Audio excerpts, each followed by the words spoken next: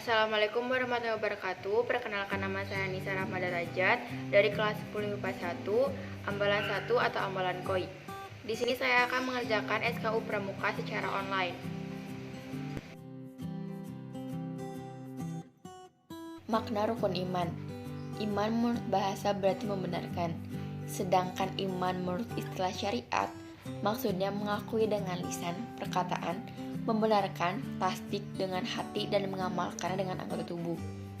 Adapun rukun iman itu sendiri terdiri atas 6 rukun, antara lain iman kepada Allah, iman kepada para malaikat, iman kepada kitab-kitab Allah, iman kepada nabi dan rasul, iman kepada hari kiamat atau hari akhir, dan iman kepada qada dan qadar.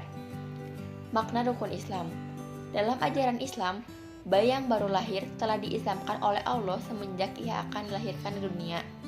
Walaupun demikian, banyak agama yang punya ajaran tersendiri, begitu juga dengan Islam.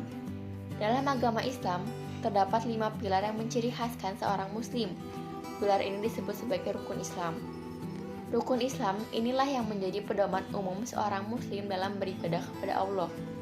Adapun rukun Islam itu sendiri, antara lain syahadat, pengakuan bahwa tidak ada Tuhan yang patut disembah selain Allah SWT, mendirikan sholat, menunaikan zakat, puasa pada bulan Ramadan, dan haji ke Baitullah Al-Haram. Makna sholat berjamaah. Di dalam hadis dikatakan bahwa pahala sholat berjamaah adalah 27 kali dibandingkan dengan sholat sendiri. Sholat berjamaah berarti berkelompok dengan panduan seorang imam. Apa yang dilakukan imam akan diikuti oleh makmumnya, kecuali jika imam salah. Semua makmum harus berbaris dengan syaf yang teratur dan lurus. Makna berpuasa. Secara harfiah, puasa dalam Islam didefinisikan untuk menjauhkan diri sepenuhnya dari makanan, minuman, hubungan intim, dan merokok. Mulai dari terbit fajar sampai matahari terbenam, selama sepenuh bulan Ramadan, bulan ke-9 dalam tahun Islam. Berikut adalah macam-macam puasa. Yang pertama ada puasa wajib, yang kedua puasa sunnah, dan yang ketiga puasa kafarat.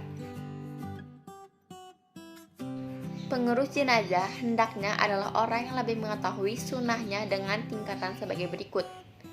Pertama, jenazah laki-laki diurus oleh orang yang telah ditunjuk oleh jenazah sendiri sebelum wafatnya berdasarkan wasiatnya.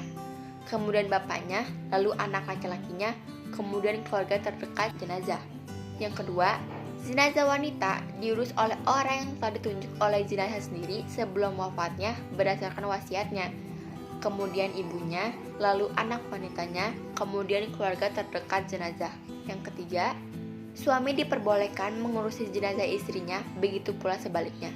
Yang keempat, adapun jenazah anak yang belum balik dapat diurusi oleh kaum laki-laki atau perempuan karena tidak ada batasan aurat bagi mereka.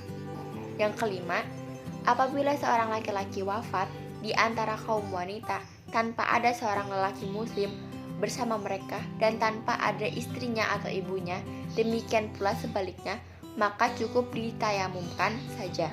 Yang keenam, seorang muslim tidak diperbolehkan mengurusi jenazah orang kafir menurut Quran surat At-Taubah ayat 84. Dapat membaca doa ijab qabul zakat.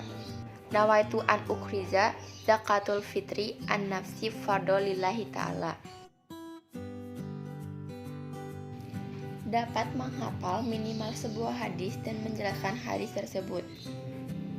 Innamal amaluhu biniyat adalah adatul khas untuk membatasi, yakni menetapkan sesuatu yang disebut setelahnya dan menafikan sesuatu yang tidak disebut.